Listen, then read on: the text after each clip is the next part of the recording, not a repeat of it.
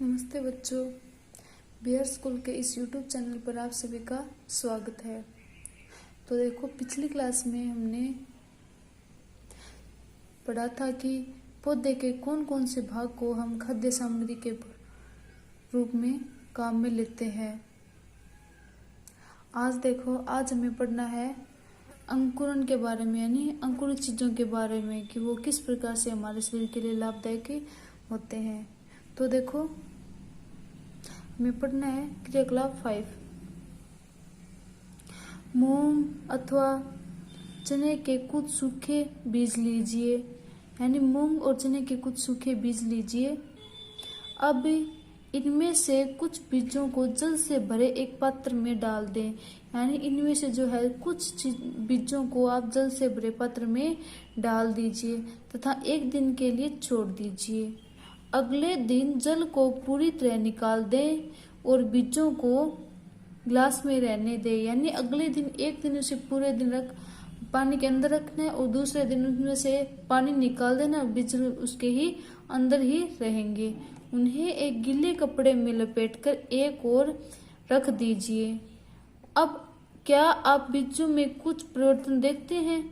क्या एक छोटी सी सफेद संरचना, यानी जैसे इस प्रकार, यानी इधर दिखा रखी है, यानी आपको मूंग या फिर चने लेने हैं थोड़े से, उसको एक दिन के लिए एक गिलास के अंदर डुबो के रख देना है पानी के अंदर। दूसरे दिन है उसमें से पानी निकाल देना है और उन बीजों को आप एक कपड़े के अंदर उसे लपेट कर रख दीजिए और थोड़ी टाइम बाद आपको उन बीजों पर देखो, इधर जैसे दिखा रखी है सफेद संरचनाएं आपको निकली हुई दिखाई देंगी। यानी क्या एक छोटी सी सफेद संरचना बीज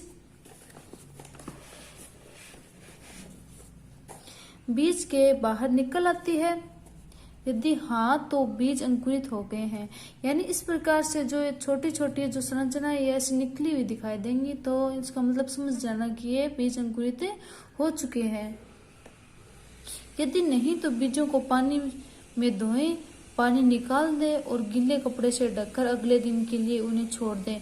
यानी अगर उनमें से सफेद संरचनाएं नहीं निकल रही है तो उन्हें वापस पानी उसके अंदर से निकाल दें और वो गीले जो कपड़ा है उसके अंदर लपेट के उसे रख दे और अगले दिन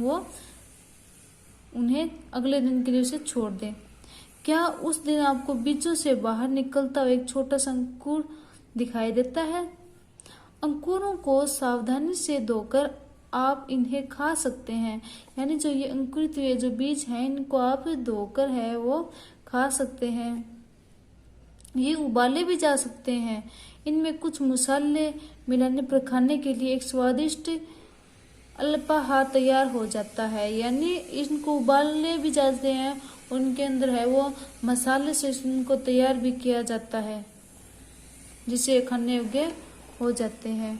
अब आगे देखो, जैसे देखो आपको इधर चना दिखाई दे रखा है, इधर ने चना, ये देखो इधर चना है और ये इधर अंकुरित हुआ चना है। अब देखो, क्या आप जानते हैं कि शहद कहाँ से आता है या यह कैसे उत्पादित होता है? यानी क्या आप जानते हैं कि शहद कहाँ से प्राप्त होता है और ये कहाँ से उत्पादित होता है? क्या आपने एक मधुमक्खी का छत्ता देखा है जहाँ बहुत सी मधुमक्खियां भिन्न भिनाया करती हैं? मधुमक्खियां फूलों से मकरंद, यानी मकरंद का मतलब मीठा रस, एकत्रित करती हैं और इसे अपने छत्ते में भंडारित करती है। यानी जो फूलों से मीठे रस को ये निकालती है, यानी ये जो मधुमक्खियां है वो फूलों में जो प्राप्त जो मीठा रस होता है वहां से उस रस को निकाल करके है वो एक जगह अपने छत्ते में वो एकत्रित करती है और उसे हम शहद बोलते हैं। फूल और उनका मकरंद एक वर्ष के केवल कुछ समय में ही उपलब्ध होते हैं। यानी ये केवल निश्चित यानी समय में ये पाए जाते हैं, यानी कि किसी समय में ही ये पाए जाते हैं, पूरे वर्ष ये हमें प्राप्त नहीं होते हैं। अतः मधुमक्खियां इस मकरंद का भंडारण कर लेती हैं ताकि पूरे वर्ष इसका उपयोग किया जा सके।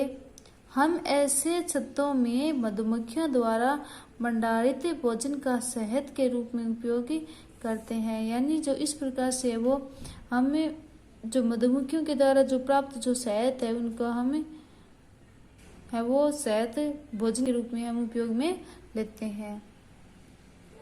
तो देखो अब आपने आज देख लिया कि अंकुरित चीजों के बारे में देख लिया और मधुमक्खियों के शहद के बारे में देख लिया, और आगे देखो हमें कल इनके बारे में पढ़ना है कि जंतु क्या खाते हैं। तो वो देखना है कि जंतु क्या खाते हैं। तो देखो, क्या आपके घर में कोई ऐसा पालतू पशु है जिसकी आप देखभाल करते हो? कुत्ता, बिल्ली, भैंस या फिर बकरी? फिर आपको इसकी जानकारी भी अवश्य होगी कि आपका पालतू पशु क्या खाता है। अन्य जानकारी अन्य जंतु क्या खाते हैं।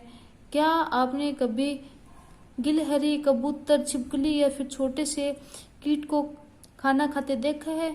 यानी हमें ऐसे पढ़ना है कि जंतु है वो क्या खाते हैं। तो देखो भी जंतु 3 प्रकार के होते हैं, एक तो शाकाहारी, एक मांसाहारी, एक सर्वाहारी। ठीक है, तो इनके बारे में हम अगली क्लास में पढ़ेंगे। आज के लिए इतना ही, धन्यवाद।